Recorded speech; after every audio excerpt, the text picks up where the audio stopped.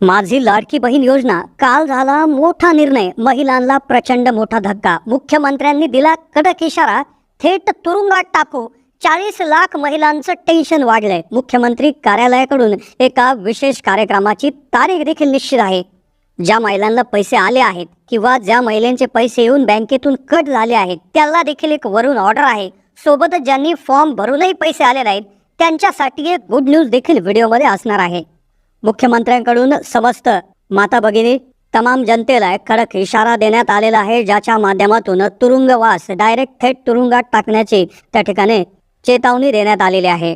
तुम्हाला पैसे आले असतील किंवा अजूनही पैसे आले नसतील किंवा पैसे येऊन बँकेतून कट झाले असतील तर तुमच्यासाठी हा व्हिडिओ पाहणं अतिशय महत्त्वाचं असणार आहे. त्यामुळे हा व्हिडिओ लक्षपूर्वक पाहत राहा, अन्यथा तिसरा जो हप्ता आहे किंवा आधीचे पैसे आहेत तर त्यामध्ये अडचण निर्माण होऊ शकते, कारण की 40 लाख महिलांना आता मोठा धक्का बसलेला आहे.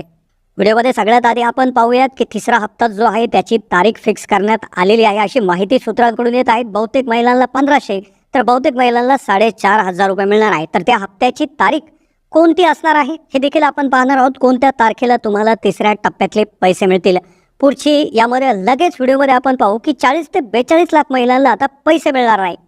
42 लाख महिला अजूनही अशा आहेत की त्या महिलांना पैसे मिळणार नाही. त्यांना टेन्शन आता आलं आहे.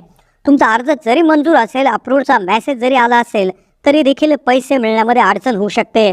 तर कोणत्या त्या महिला आहेत तर त्यांना काय करावं लागेल जेणेकरून पैसे मिळतील, सर्वच महिलांसाठी ही तातडीची सूचना असणार आहे. आणि तिसरी व्हिडिओमध्ये लगेच आपण शेवटी पाहणार आहोत की मुख्यमंत्री एकनाथ शिंदेजी यांनी तमाम जनतेला काय कडक इशारा दिलेला आहे.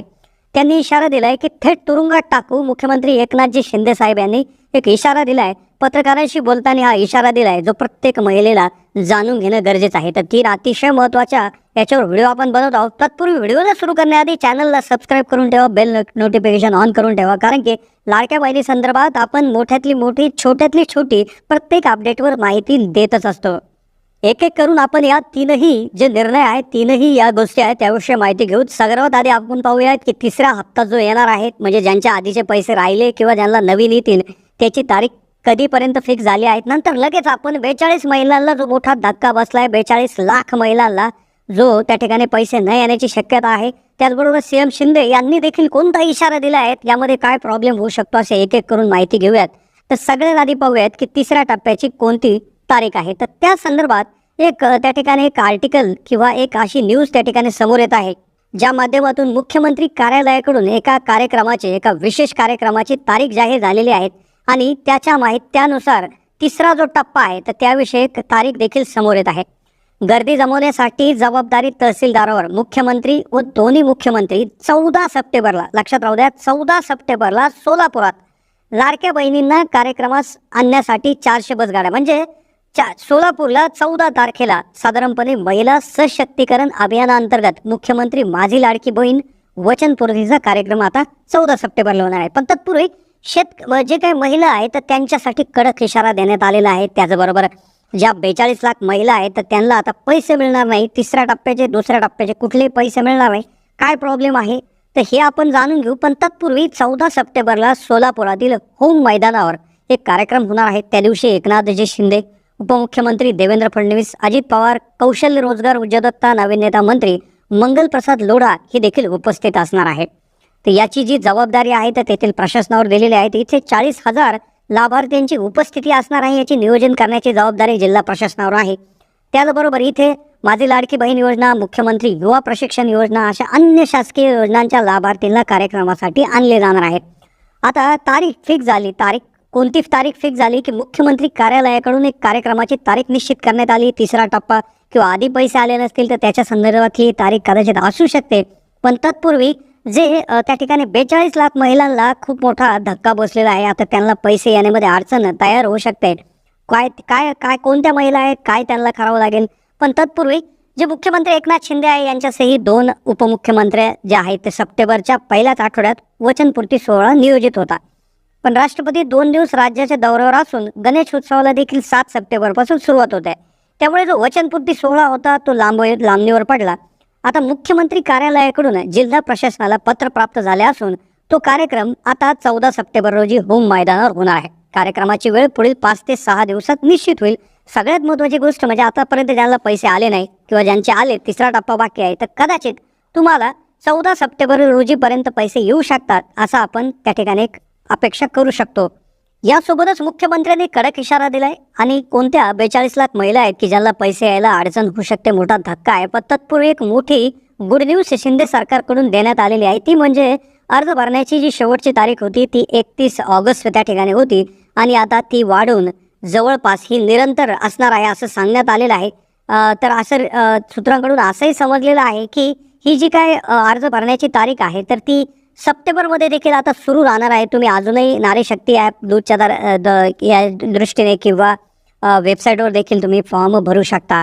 आता त्यानंतर सगळ्यात महत्त्वाचा विषय म्हणजे जो कडक इशारा देण्यात आलेला आहे, ज्याच्या माध्यमातून थेट तुरुंगात टाकलं जाऊ शकतं. पण तत्पूर्वी 40 ते 42 लाख महिलांना त्या ठिकाणी पैसे येण्यामध्ये अडचण निर्माण झालेली आहे. त्यांना अनेक महिलांना आता याचा लाभ घेता येणार नाही.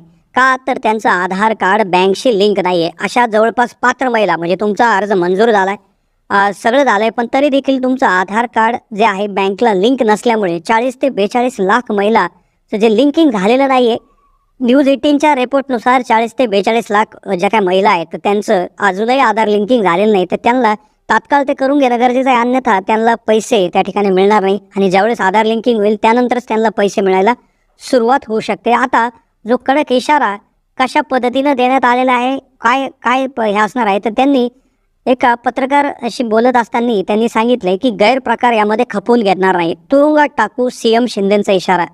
खारघर शहरातील महिला पूजा प्रसाद महामुनी या योजनेअंतर्गत अर्ज भरत असताना त्यांनी त्यांच्या कार्डाचा गैरवापर केला. साताऱ्यातील जाधव नामक तिराईत व्यक्तीने आपल्या पत्नीच्या नावे योजनेचा लाभ घेतला समोर आलं. याबाबत अधिक माहिती मिळवली असता या व्यक्तीने पत्नीच्या नावे नव्हे तर तब्बल 30 अर्ज भरल्याचं हे करून आलं. योजनेच्या अंतर्गत 76,000 रुपयाचा गैरप्रकार केल्याचं कळतंय. लोकमतच्या रिपोर्टनुसार हे समोर आले. तर त्यामुळे अशा प्रकारचे गैरव्यवहार करणाऱ्यांना त्या ठिकाणी जे काय मुख्यमंत्री आहेत तर त्यांनी थेट इशारा दिलाय, तर तो खपवून घेतला जाणार नाही, आरोपांना थेट तुरुंगात टाकले जाईल असे मुख्यमंत्री शिंदे यांनी म्हटलेले. या संदर्भात ज्या महिलांना पैसे आले पण बँकांनी कट केले, तर त्यासाठी मुख्यमंत्री एकनाथ शिंदे, महिला व बालविकास मंत्री आदिती तटकरे यांनी देखील वेळोवेळी सूचना दिलेल्या आहेत. बँकांना देखील दिलेले आदेश दिलेले आहेत की माझे लाडकी बहीण योजनेचे पैसे कट करू नये, म्हणून कुठल्याही कारणास्तव कट करू नये. तर तुमचे पैसे कट झाले असतील तर तुम्ही नक्कीच बँकमध्ये व्हिजिट करून तुम्ही या त्या ठिकाणी आदेशासंबंधी माहिती द्या. लगेच तुमचे पैसे त्या ठिकाणी मागे येऊ शकता, कारण की सरकारी आदेश देण्यात आलेला आहे. त्यामुळे तो बँकांना पाळणं हे बंधनकारक म्हणजे बंधनकारकच असं. कुठल्याही कारणास्तव मिनिमम बॅलन्स असो, अकाउंट ब्लॉक असो, कर्जाचा हप्ता असो, कुठल्याही कारणास्तव तुमचे पैसे कट करू नका असं सरकारकडून आदेश देण्यात आलेला आहे. ही होती माहिती. कशी वाटली माहिती कमेंट्समध्ये होतो कळवा. चॅनलला नवीन असेल तर जरूर सबस्क्राईब